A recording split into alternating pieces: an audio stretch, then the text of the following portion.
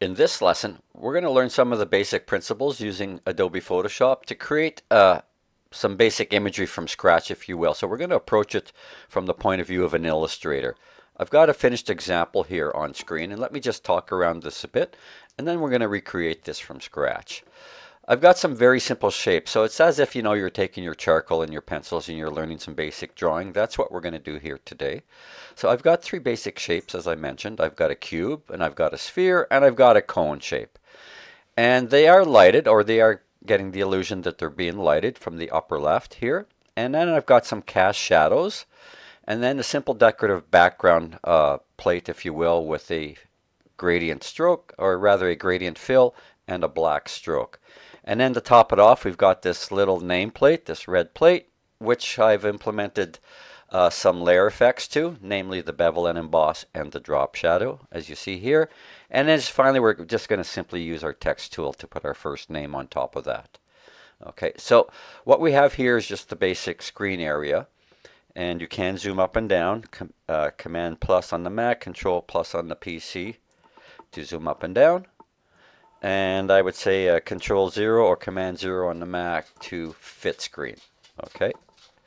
Now over here on the right, we do have what are called the layers, and we're going to use the layers to strategically put this together.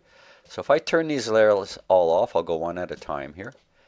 We've got our initial background layer, which is a fill of white. But if I turn that off, I just want to point out that these checkerboard patterns indicate transparency. Okay, so if I was to turn on some of these other layers, you can see that there's some pixels here, but it's transparent all around the edges here. And the same goes for, let's say, my shapes layer, my layer I called shapes.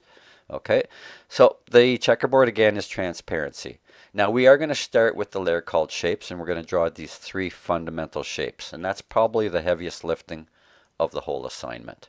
Okay, so I will keep this file open, but I'm going to start a new file. So again, let me just turn these layers back on. I've got the shapes, and then below that I've got a layer called shadows, which the shape of these shadows is derived from the shapes layer, as I will show you. Then we've got that background flat plate, if you will, the white background itself, and then finally the nameplate. And you can see over here it says effects. These are representing the layer effects that we will implement. And then finally, this big letter T represents the text layer. Text is generated on its own special kind of layer known as a text layer. So let me turn the visibility back on for that. So as you note here, these little eyeball icons turn on and off the visibility of each separate layer. Okay, and maybe I'll just quickly save this again, Command S on my keyboard, and let's start a new file. Okay, so I'm just going to go File New. There's a couple of ways I can do that. I can simply go File New, or if you're initiating Photoshop, you probably land on the Start screen. You can see I have a lot of work, and that's some of the work that I previously marked there. But we can go to New File, and I'm just going to suggest using the default Photoshop size as your size for today's exercise. I'm going to click Create, and now I have a blank screen. Now, as I do with all of my digital files, when I create them, I save them immediately before creating any content. So I'm going to do that right now. File Save As. And I'm not sure where I'm going to save this yet, but I do have some places. So let me see here. Maybe I'll go to my Loyalist folder here. And digital imagery, there we go. That seems appropriate. And I'm just going to name this by my naming convention. And this is lesson 1. So it would be last name underscore 01, indicating lesson 1. If I have one by that name, I'll just add an A or a B to this, but let's just save that. And looks like I'm good to go. Okay, so as I said, we're going to start with the layer that I named shapes, and we'll draw those three shapes on it. So I'll leave the background layer as is, and we'll just leave that, and we won't need to change it. But the new layer icon is down here. It's the little square with the plus, so just click New Layer, and I am going to highly recommend you double click the layer name and name it. I'm going to call this one Shapes.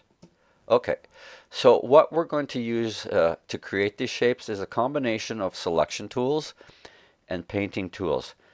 Today we're going to very heavily leverage the gradient tool, and to be more specific, what's called the classic gradient tool setting. Okay, but to create pixels, to paint basically, If you wanted to occupy a certain area, you need to designate that area using selection tools.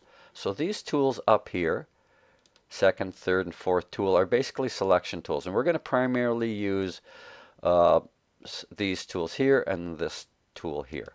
Okay, so I'll start with what will be the cube. So I'm going to start with my rectangular marquee tool. And if I hold that down, there are other tools nested with it. And we're going to use the rectangular one today and the elliptical marquee tool a little later on. So select the rectangular marquee tool.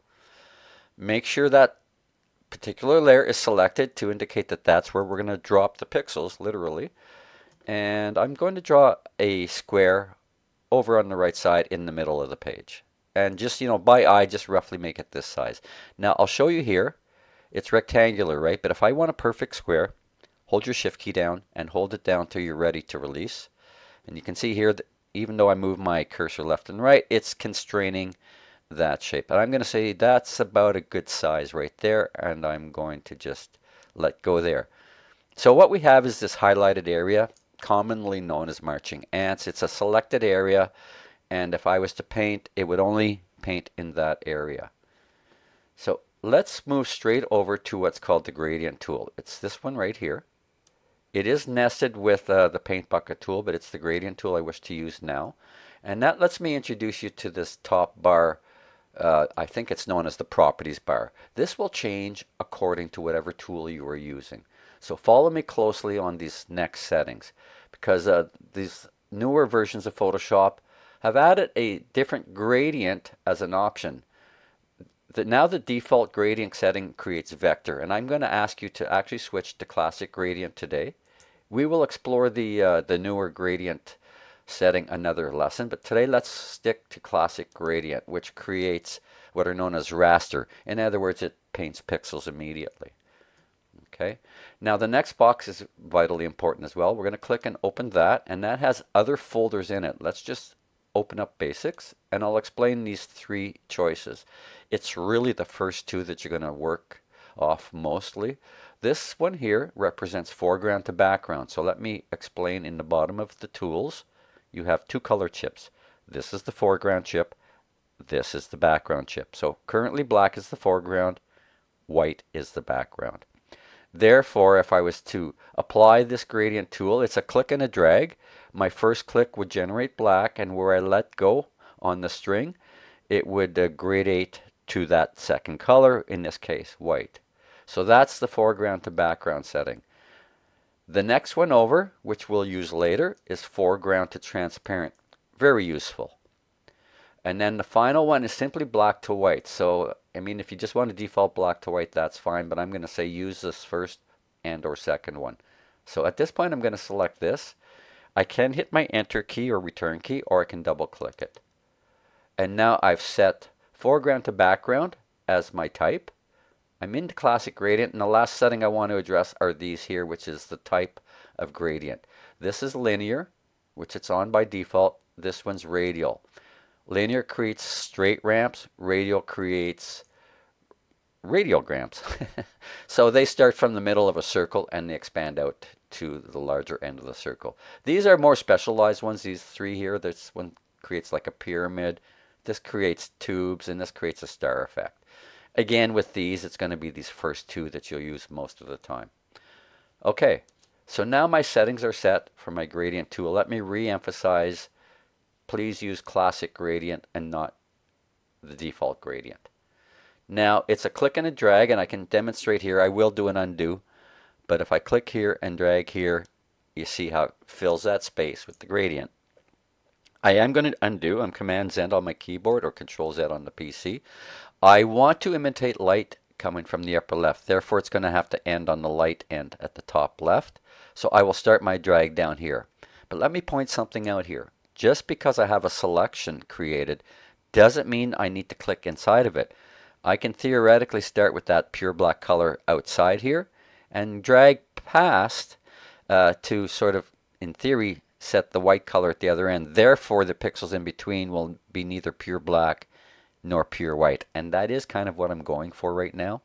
So let me start just outside, And you see how it draws that line. That's the direction of the gradient that I'm about to create.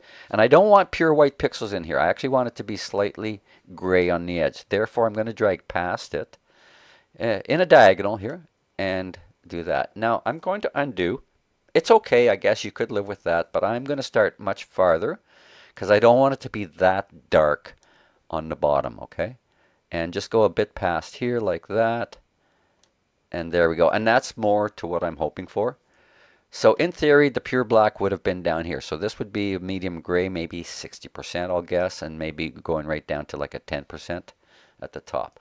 When you're good with that and you're happy with your selection, go back to your selection tool, and you can click in an empty area to deselect, or more commonly, Control D on the keyboard or on the Mac, Command D. So I'm going to use my keyboard to deselect. So I no longer have a shape selected. In theory, if I was to drag my cursor now, or actually let me undo that. If I was still on my gradient tool, in theory, I would be writing over everything. Okay, absolutely going to undo that, of course.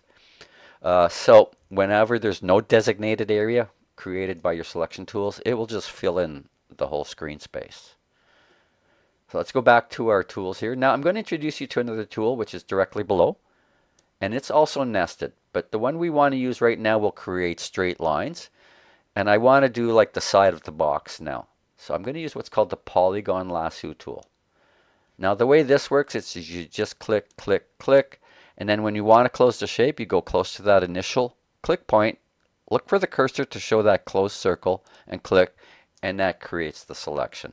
Let me deselect that, Control D, and also show you that if I click and hold my Shift key down, I can constrain to the vertical, horizontal, as well as the 45-degree angles. Okay, so that's with my Shift key down. Now I'm letting go of my Shift key and I'm closing the shape, and that could be a shape as well. I'm going to undo that again, or deselect rather. So what I want to do is I want to hug this line here, create what's called an oblique perspective, which is just straight 45-degree angles. Draw a vertical and then come back here and close it off.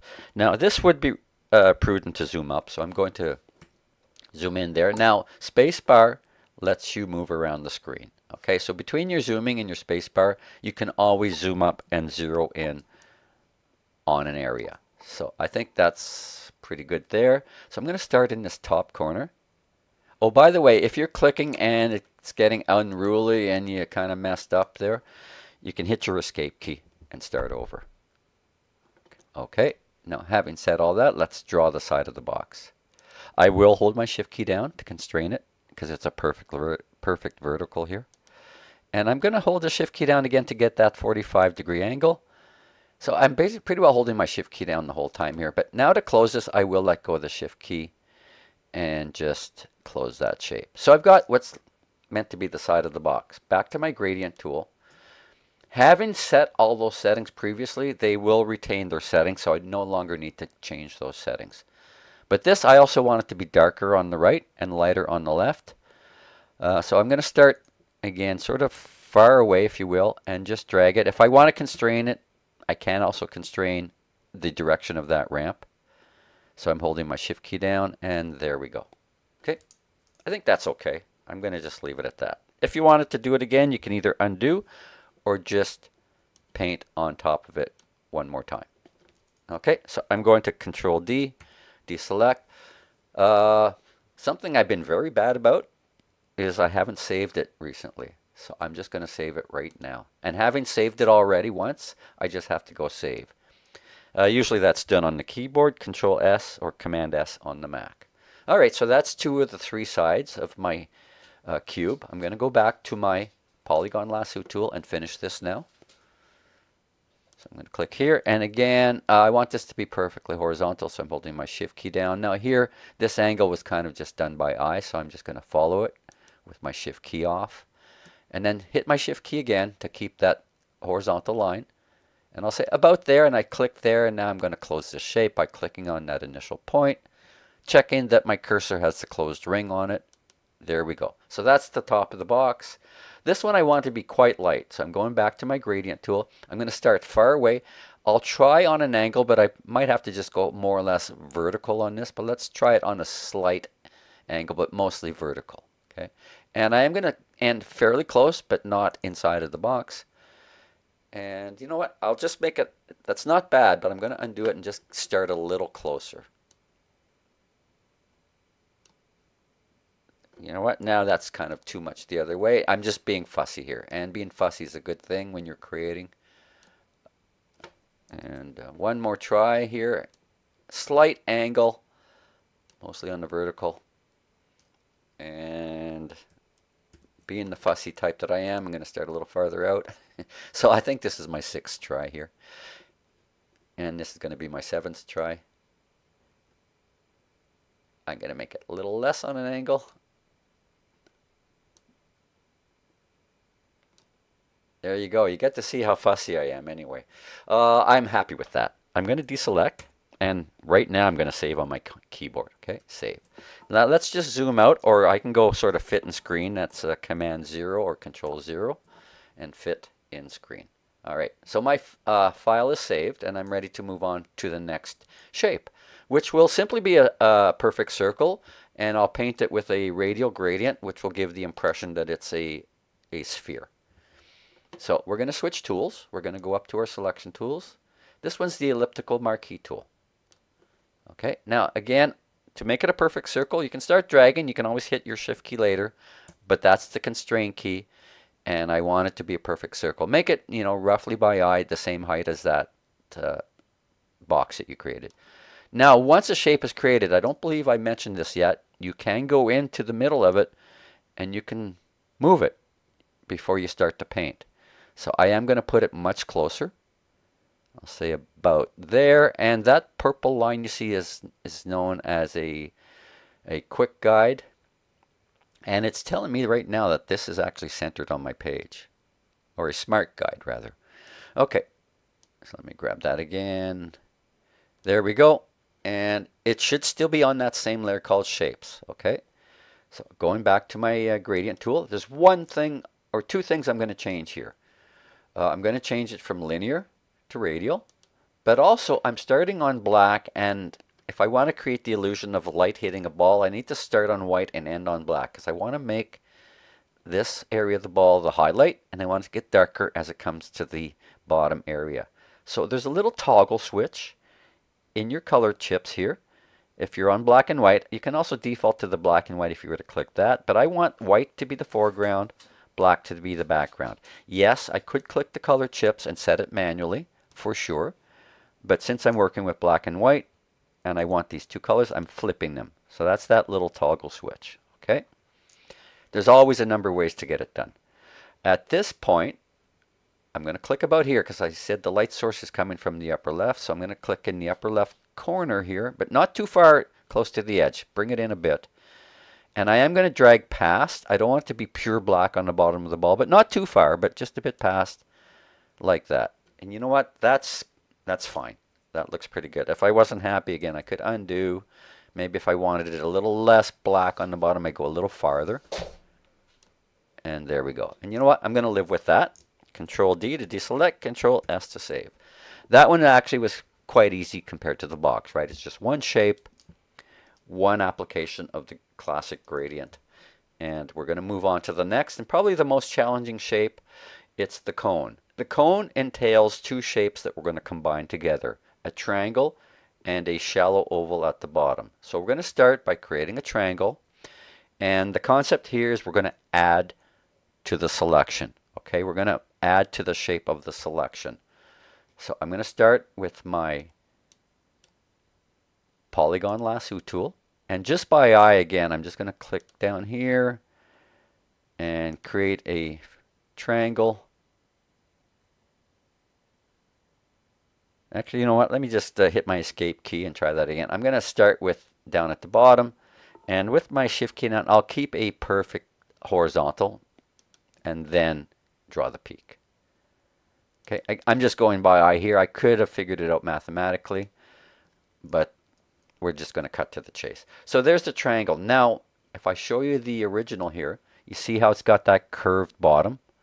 We're going to add an extra shape to it. And there's a couple of ways of doing that. But I'm going to start by selecting the elliptical marquee tool. And I'll show you now, if I was just to click and drag, it substitutes, right? And that's no good. We want to add to it. So I'm going to undo this here. There's a couple of ways, as I said, to do it. I can do it manually. You see these settings at the top in my properties panel. This second one means add to. I could certainly click that and work it, but I'm going to show you, I think, which a better method using the keyboard shortcuts. But you could certainly do that and add to it. Here's my dilemma. When I'm adding to it, I also probably want to be able to move it to ultimately get it in its right place. But to begin with, when you want to add to it, hold your shift key down. You see how the cursor has that little plus sign. I want to have an oval starting from here. I'll start here. I know it's not going to be perfect when I start, but I hold my shift key down and I want to add this oval to the bottom. Obviously, it's not in the right place, right? So I'll even make it a bit shorter to emphasize this next feature. While still holding my mouse button down, I'm going to let go of the shift key. Here's the big trick. Switch over to the space bar and hold it down. That temporarily stops the resize and shifts to a move feature. So you want to move it on the left and basically line it up in the middle of that football, if you will, top to bottom to the corner of the triangle. That's where it's going to anchor itself when I let go of the space bar. Then when I let go of the space bar, I can continue to resize it, and it should just fill in when I drag it slowly over here. Like, I can exaggerate this, right? But you see that it's anchored. And yes, I can, again, wreck it doing this, but just fine. It's anchored at that happy place on the left. And just, you know, I'd say drag slowly to be careful. And just find that happy place. But there we go, like that. And I think that's pretty good. I'm going to let go, which commits to the shape. And there is my cone shape. Okay, I'll just repeat. You create the triangle first, then with your shift key down, switch to the oval, the elliptical marquee tool, start to draw it. When you get an ellipse created, let go of the shift key, switch over to the space bar, move it into position, and then finalize, let go of the space bar once it's in position. In other words, anchor it to the left and finish the shape off with precision. Okay, so that is my cone. Probably the most challenging of all these shapes, I would imagine. So we're going to go back to the gradient. I'm going to switch back to linear gradient because I was on radial before that. And I see I'm going from white to black. That's okay. I want it to be light on this side, so I'm basically going to draw a horizontal line with my gradient tool here to create light coming from the left and getting darker on the right. Again, I'm not going to start inside the shape. I'm starting outside all of my shapes so that I don't, well, the circle was the exception, but with these linear ramps, I'm starting outside of the shape. I could hold my shift key down, but I'm just going to go by eye here. It looks like I have held down the vertical anyway, or the horizontal. And that's okay. I think I'm going to go a little farther, though, on the right and make it a bit lighter. And maybe on a slight angle, like that. You know, that's more like what I want, I think. Maybe I'll try one more. A happy medium between those. And come down here. Maybe a little closer, like that. Okay, I think that's good. Now, with that, I actually would like to just touch up this right side. I'd like to put a little bit of shading on the right side, and maybe even the bottom. I'm going to switch over. I'm going to keep my gradient tool, but I'm going to switch over to that setting where it went foreground color to transparent, which is the second box. I'm going to double click that. Now I need to switch to have my black as my foreground color, so I'll toggle that as well. And what that will do, I'm going to undo the first step of that. Basically lets me add to this, right? See how I can add to that? Also, if I want to have it softer, I can turn my opacity way down. Okay, and that means I could probably come in a bit tighter and it won't be so severe. Okay, so you have those sort of options to play with. I'm going to turn the opacity back up to the full 100%, and I'm just going to start farther out and show you that that's a possibility too. See, I'm going on the angle though to sort of go perpendicular to that edge. And the nice thing about this setting is it compounds, so I can go over it a couple times. So if it's pretty light and I want to add, see, I can go there. Now that was too much, but it's just showing you that I can compound. And maybe when you're compounding, you might want to turn your opacity down. So it gives you a softer effect each time. See, like that. And if I want a little bit from the bottom, I can just come in here. And it does go in the direction that I'm. Okay. So that's your gradient tool, foreground to transparent. And it's really nice. It reminds me of when I used to use an airbrush, which is spraying paint. And you can get that nice, soft, wispy treatment. Now, if I want to make it darker over here, I can also add to that side, right? So I can completely add to what's going on here. And I'm going to say that's good for what I'm wanting to do. Okay, so for the cone, we use sort of two settings, if you will, for the gradient. We use the foreground to background, and then foreground to transparent. Now I'm happy with that. I'm going to deselect, and I'm certainly going to save here. Okay. So that's probably the heaviest lifting. From here on, we're going to create the other layers to finish this. Let me just show you the original. And I think what we'll do next is we will do this cast shadow. That'll allow me to show you a couple more really cool tricks. Okay, so to host, if you will, the cast shadows, I'm going to create a new layer. Right, so this new layer icon here. I'll name it shadows. Now it will need to go beneath the shapes layer, and you can drag layers up and down. So I'm going to drag it just below here like that.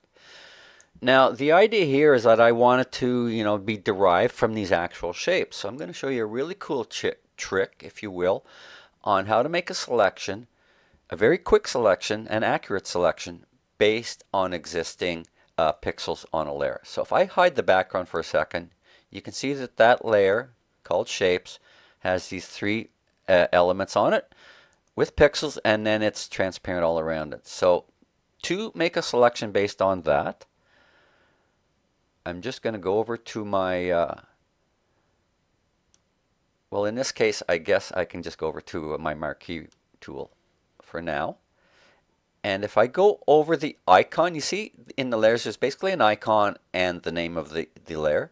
Go over the icon part, hold your Control key down on the PC, Command key down on the Mac, and you'll notice the cursor changes to a hand with a little dotted square. That indicates that it's going to make a selection based on the shapes on that layer. So all I have to do now is click it, left click, and look at that. It actually made a shape based on these shapes. So what I want to do is I want to take that existing shape, apply ink on the layer below. So make sure your shadows layer is the one selected. Now we're going to distort this shape, and we're going to soften its edges. So this is known as a selection, right? So if you think about that, the controls for that will be under the select pull down menu. First thing I think I'll do is squish it, if you will. So that would be under modify, or rather that would be under transform selection. Sorry, transform selection. You're going to get some handles. Now when you are in Photoshop, if you don't want to constrain, you hold the shift key down, which is the opposite of how it used to work, but as long as you know. Right, so I want to really squish these down to at least half of their height. I think that's pretty good. When I'm happy with the resize, I hit my return key. Okay. Second thing I want to do is I want to have these have what's called a feathered edge. I want a fuzzy edge versus a sharp edge.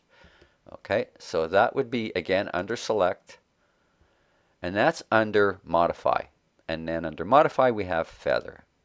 And I'm going to say, let's see here, I'll try a 20 pixel feather radius, and if I don't like it, I can always do a couple of undos and come back to it.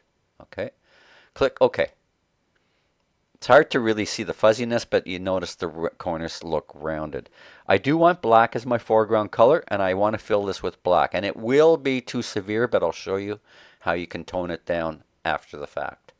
Now to fill that with black, we're just going to go to the edit menu, and we're going to go fill, and a little box pops up. And make sure under content that it's set to foreground color. By default it might say content aware, but make sure you're on foreground color, normal mode, 100% opacity, click OK. And you can see that feathering there, right? I'm going to hit Control D to deselect and commit to this. And the only thing I need to do now is move it a bit. I mean, it's kind of okay there, I guess, but I want to push it down a little. So I'm going to use my Move tool, which is this first tool at the top of the toolbox.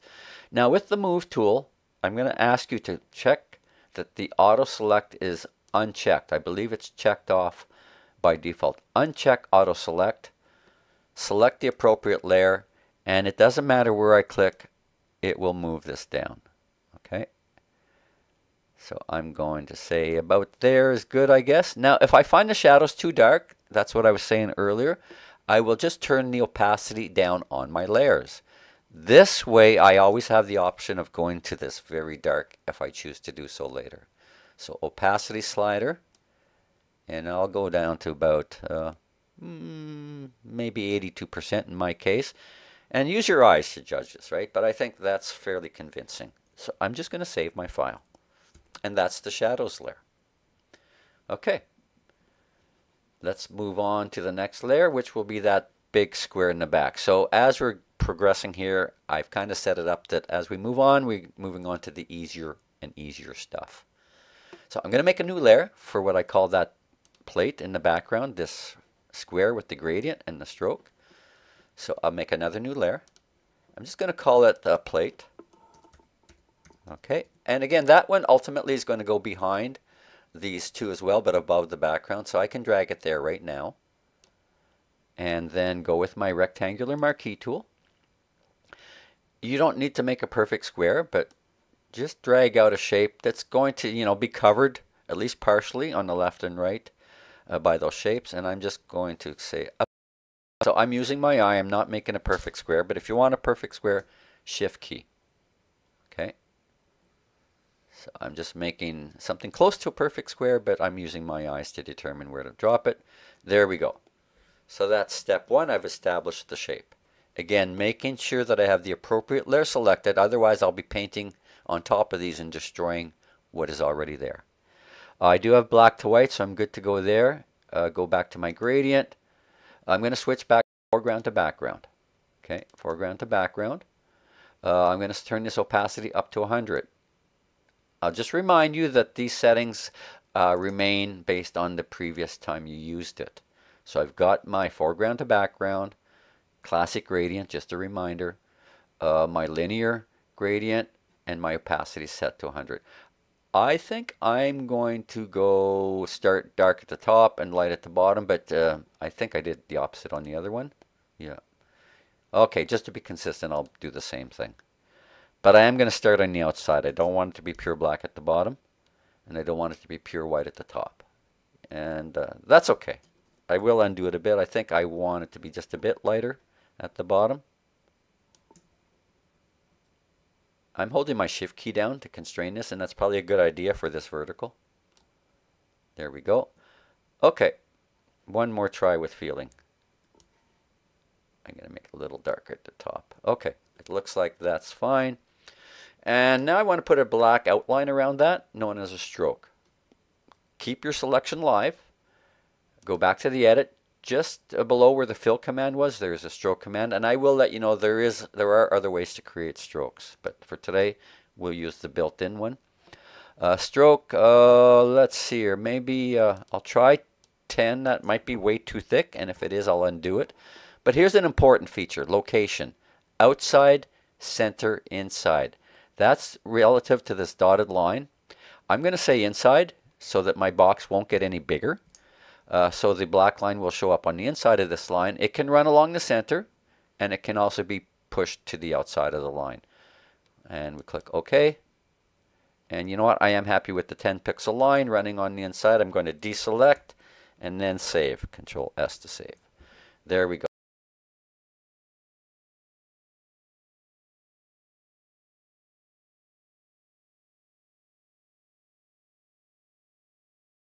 Automatically get generated above the selected layer. So there, I'm going to call this one a nameplate, and I'm going to pick a red for this. So I'm going to go to my colors, chips, foreground color, click it, and just choose a color. These are your tones, these are your hues. There's a slider here to change the hue and so on. I'm just going to cut to the chase and get that bright red. go to my rectangular marquee tool, making sure again I'm on my new layer, and just, draw out to cover that bottom line. And by eye, I'm just going to place it about there, and then fill that with the foreground color. Fill, foreground color, okay. And I'm going to deselect, Control D or Command D on the PC. I want to add what are called layer effects. I'm going to add a bevel and emboss and a drop shadow.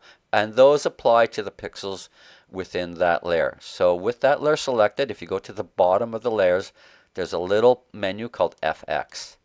Now you might not, actually let me just cancel that for a second. You might not see it right now because part of my list is getting cut off, but I'm going to choose bevel and emboss to begin with. And that does a couple of things. It draws up a dialog box to get more specific on the settings. But also in your layers, you'll notice it added a thing called effects and then the specific effect itself. You'll also notice there's a little show and hide. So you can create them and then hide them if you're not sure if you want to use it. But let me just start with some of these sliders here. I'm going to start with the size and just maybe change the depth a bit here. And I'm going to say I'm happy with that. It's very distinct. I can see it. Now I could click OK and then go back to that menu and choose drop shadow. But since I'm in the layer style box already, you'll notice all my other options are down the left column. So I'm just going to come down and click on drop shadow. And you have to click on the name. You can check it off, but if you don't click on the name, you won't see the drop shadow settings. And again, with this, I'm just going to play with some of these settings. You can sort of see it materialize. Now this is an important one. It's the direction of the light. So I'm going to put it, I said my light's coming from the upper left, so I'm going to put this like at 10 o'clock. And you see how that's pushing that down there. And I say just play with these sliders. Opacity, of course, going to make it darker. And then these affect the softness and some of the particulars for them, okay? So I'm going to say that works for me. And I click OK. I'm definitely going to save. I'm going to wrap this up now with a text layer, with that layer currently selected. I'm going to go and change my foreground color, because if I put red text on a red box, you won't see it. I'm just going to pick a bright color here, like this school bus yellow. Like that. Good to go. Go to my text tool. And I can select fonts now. Now these again are based on what I previously used, but here's your fonts. Font styles, if there are any options. Font size, your alignment, your color. You can go back into this color chip and change it as well. And we'll deal with these settings another time. This is the sharpness as well. So let's see here. I think the best thing to do for me, I do like impact regular, so I'm going to stick with that. But if you want to pick another font, feel free. I'm going to click in the middle because I am set to center alignment. And just type your first name. Now if it's way too big or way too small, then you can highlight it and come and change those settings. I'm going to make it bigger. It does come with placeholder text. And I'm just going to, I clicked on it to deselect in a way. It's still highlighted, but I can't edit it unless I highlight the text. You can drag across it. You can double or triple click inside of it as well. I'm going to ask you to put your first name. And then I'm going to select it all. I'm just going to double click it here. And I'm just going to go manually and try some different sizes here. You can type in a number. There are shortcuts to make it bigger and smaller, but I think I'll save that for another day. But 18 looks okay, I think. Now, while I'm still in the text tool, there's a little text trick. I can move it around. If I go just a little below the text, you'll see the cursor changes. And you got to look for that cursor change. Temporarily changes to the move tool. Okay, again, if you want to edit the text, you do need to select. Now, I could go in here just to exemplify. I could go and select a single character and simply edit that character as well. Okay, just so you know. I'm not going to bother doing that today. But that is, in its simplest form, how to apply text to the screen. And I'm going to move over to my move tool here, because I can also use that to move it around. But I want to emphasize in the layers that it creates its own type of layer. It's a text layer. It's unique. It doesn't